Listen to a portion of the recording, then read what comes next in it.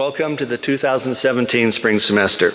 It is really good to see you here, and thank you again for making the extra effort to get here on time on a wintry morning. In fact, I know Todd mentioned this, but could we once again recognize the heroic efforts of our grounds and maintenance crew?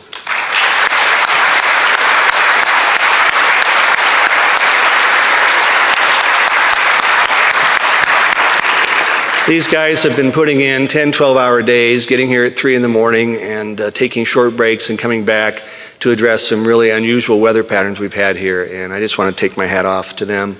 Thank you guys. Really appreciate your good work.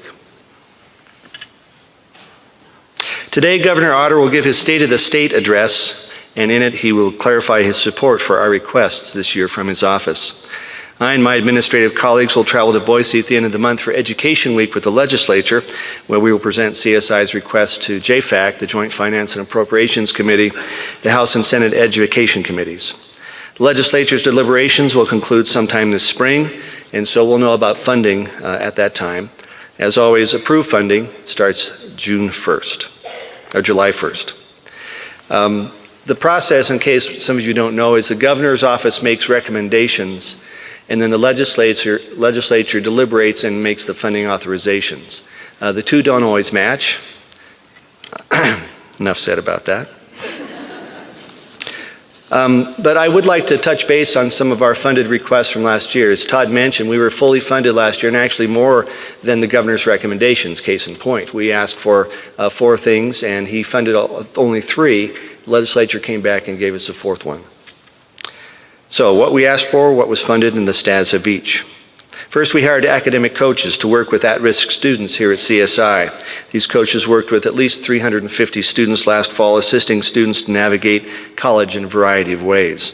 The data is being prepared for legislative session, but anecdotally, the program has been very successful in terms of retention and completion. When we talk about numbers at CSI, a student who is retained and completes is a plus. It's no good to have a student come and then drop out, because that's not a completer, and we lose that student, and that student loses an opportunity. So these coordinators are doing a great job, these coaches. Second was funding for 4 dual credit support staff. These 4 people have worked with our expansive dual credit program to assist the transition coordinators, work with CSI department chairs, and facilitate information advising at dual credit high schools throughout the state.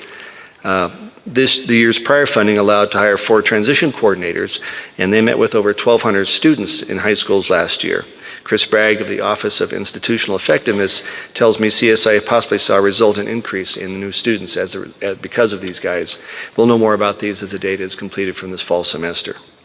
Our third request was for a funded instructional design specialist, and as you know, we hired Dr. Junea Triplett-Newell, and this past year she's been working with instructional administration and faculty to develop and enhance best practices around a culture of accountability and excellence.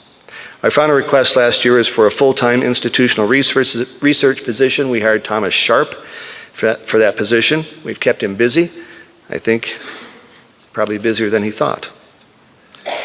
So this year, we're asking for support in the areas of embedded dual credit, summer bridge student success, innovation and education planning support, and full-time faculty for our CSI Idaho Falls operation. So first, dual credit support continues to grow, and it accounts for more than 35% of our total headcount, 36%, Todd said this morning. This year, Caesar tells me that we may again approach 4,000 duplicated headcount, and I think that's already there. As the Fast Forward program enacted by the legislature takes hold and builds again this year, we anticipate increasing numbers of students taking dual credit. As a progressive measure, we're asking for funding for 2 new instructional positions to be embedded in dual credit academy model to address not only increasing numbers of dual credit students, but also looking at a model to focus on providing a clear pipeline in high school for students in business and computer science, where they could start in high school and continue directly through CSI, with CSI instructors. The request is essentially for a pilot program, and if the model is successful, it might be applicable to other key disciplines and programs in the future. Second, there's been a dire shortage of qualified K-12 teachers in Idaho for several years, and the problem seems to be growing. CSI and Idaho State University are jointly requesting a planning grant to study the efficacy of a Center for Education Innovation here on the CSI campus. The planning grant would fund architect and engineering studies along with curriculum development in the area of teacher preparation. CSI and ISU already partner in various education programs, and we see this as an opportunity to get outside the box a bit and generate innovative teacher education programs that may shorten the time to degree completion, provide a new and forward way of looking at how to train teachers in Idaho. Third, the CSI Idaho Falls Center, under the direction of Josh Sakalaris, continues to grow. And this is clear evidence that Eastern Idaho is ready for its own community college. Our next funding request this year is for 2 full-time instructional positions, one in English, one in math. These faculty members will be located in Idaho Falls and serve the growing number of students at our CSI Center there. To date, we've relied on part-time faculty to teach classes in Idaho Falls. But as the CSI Center grows, we look to full-time faculty to bring the essential services beyond just teaching in the classroom, namely advising, recruiting, establishing, maintaining relationships with higher education and K-12 partners in the area.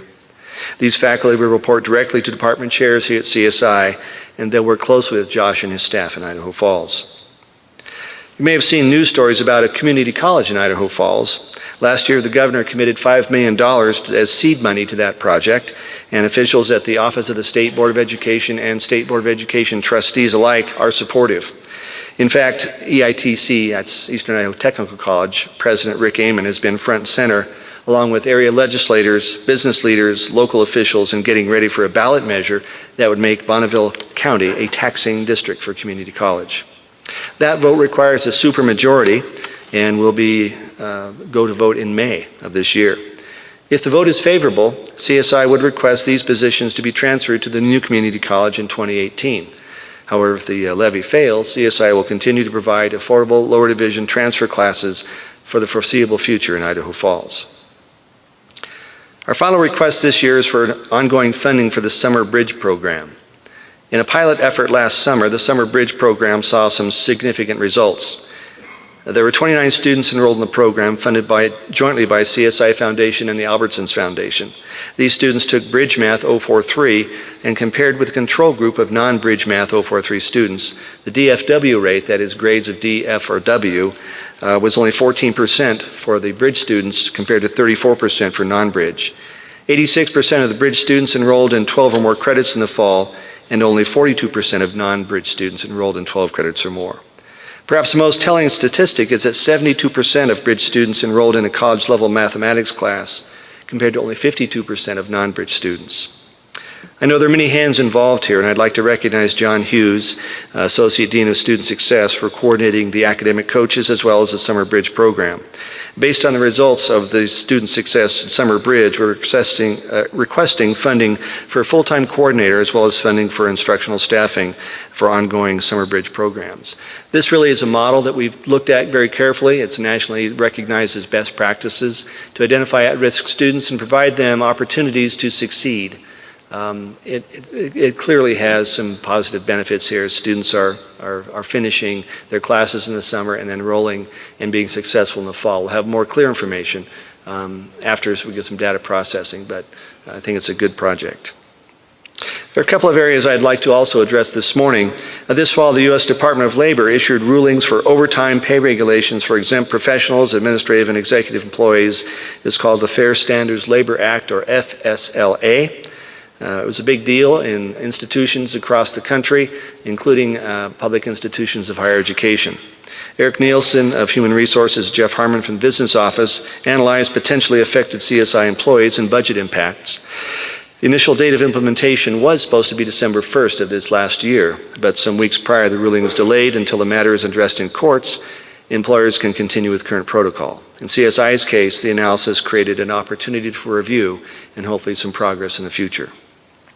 In another area, enrollment this year reflects what seems to be happening in community colleges across the nation. While we see a flattening of the decline, we're still down about 6% in FTE this year, maybe attributable to the increases in dual credit enrollments, which account for more students taking slightly fewer credits. I do believe the efforts of our transition coordinators, dual credit coordinators, advisors, and admissions staff are positively affecting enrollment, and I'm hopeful that we'll see an increase in future semesters. I do not have these numbers yet, but a key component of the focus in instruction has been on retention and completion. And I believe as we are deliberate in helping students be successful, we'll see a corresponding decrease in students leaving without completing their educational objectives. In this fall's First Friday forums, we had 4 of them, How many people were able to attend one of the First Friday forums? Okay, good. Are they worthwhile?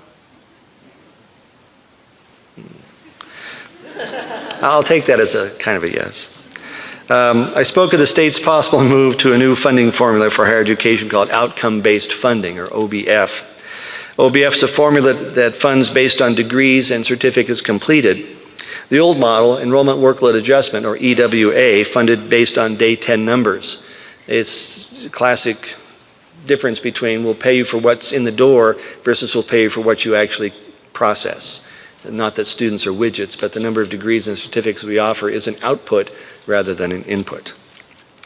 There was general anticipation early this year that the funding formula would be starting in 2017-18, that is the OBF formula. However, the governor has taken a step back for an additional year, and so this year he'll appoint a higher education task force on funding to review not only OBF, but also to examine how higher education, in partnership with business and industry, can serve workforce needs in Idaho from technical jobs through graduate research. Along with the other public college and university presidents, I'll be a member of this task force. As to funding for next year, the governor has asked for enrollment workload adjustment to continue. And since we've had several years of declining enrollment, we would stand to lose about $400,000, but the governor will hold institutions harmless, and the loss will be offset to zero this year. And I actually really appreciate the governor's approach here. Again, this year I want to emphasize our individual and collective health. Many CSI employees do participate in the Know Your Numbers initiative each year, where a basic health screening informs each person confidentially of her statistics in terms of A1C, weight, BMI, blood pressure, and so on. Then coaching and counseling are made available for anyone wishing to work toward healthier choices and lifestyles. CSI's Wellness Committee provides day-to-day opportunities and encouragement for healthy lifestyle and wellness choices in everything from exercise to eating to mental well-being. These two complementary campaigns, one for information and health advice from professional medical support, and one of the best internal health and wellness programs around, these are available to each of you. I urge you to take your health seriously. Take time for your physical and mental health every day. To those of you who have started and continued working on your health and wellness, I say don't let up. To those of you who have good intentions, I say find a colleague or a group of coworkers to work together on health, someone to help with exercising and sensible eating. Health and wellness is really not a bad thing, and it's something we need to take time for. I want you all here for a long, long time, and I want you healthy. This year I received an exciting proposal for the Innovation Circle Grant Award, and I'm pleased to announce I am funding a project entitled Center for Communication Across the Curriculum at the College of Southern Idaho. Congratulations to Tiffany Seeley-Case, Shelley McEwen-Howard, Amy Rice-Deutsch, and Chance Munns for their proposal. They'll complete their work in May of this year and present to administration at that time.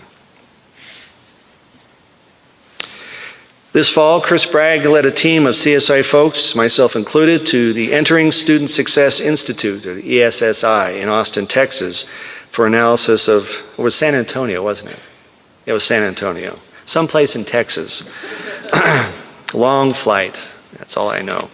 And we have been collecting on data we've been collecting and workshops on initiatives of moving forward. Specifically, along with several, I think about 20 other colleges in the nation, we looked at information on first-time in-college fall term credit students admitted in 2009. That's a 6-year cohort. And the results and plans will inform future initiatives, including recruitment, advising retention, and instructional practices. The data analysis will also provide information for planning at all levels. I was really encouraged to be a part of this program, this group going down there, because we're able to take a look at some of the data that tells us if our students are successful or not. As you know, in years in the past, we simply relied on some anecdotal stories or our best guess about what was happening. And with the Office of Institutional Effectiveness and the institutional researchers embedded in there, we have a lot more solid approach to the way we look at how we're doing our best efforts. CSI, NIC, and CWI continue to participate in the Voluntary Framework for Accountability, the VFA, and that's a project sponsored by the American Association of Community Colleges. The VFA provides data sets closely aligned with community college profiles, and it takes into account the nature of our part-time students and the combined transfer CTE makeup of a community college. The state of Idaho uses the Complete College America, or a modified one called Complete College Idaho, to focus on primarily the four-year schools. And the information there reflects the four-year school student profile, not community colleges. And so some years ago, President Beck and the other presidents at the time decided to opt for the VFA. And we find that to be very useful in terms of, again, predicting how well we are doing with our students, or not, and gives us a chance to improve. The college is strong. Our students are succeeding in part because at every stage of their time at CSI, they're touched by professionals who care. From first contact with a transition coordinator in Burley, to a source session on a snowy Saturday here on campus, to advising in a CTE program, or simply to getting a helping hand to find a building or a class. Every day, each of us has a chance to make a difference, to help, to inspire, to teach. It's tough, demanding work, the things we do. It's also meaningful, of service to the larger good, and I cannot think of anything I'd rather be doing than shouldering the future with you. Hunkering down together with civility, kindness, rigor, and truth is important. In many ways, it's a salve for a tomorrow unknown. Best wishes for a joyful semester. It's indeed good to be a part of this grand adventure we call CSI. Thank you.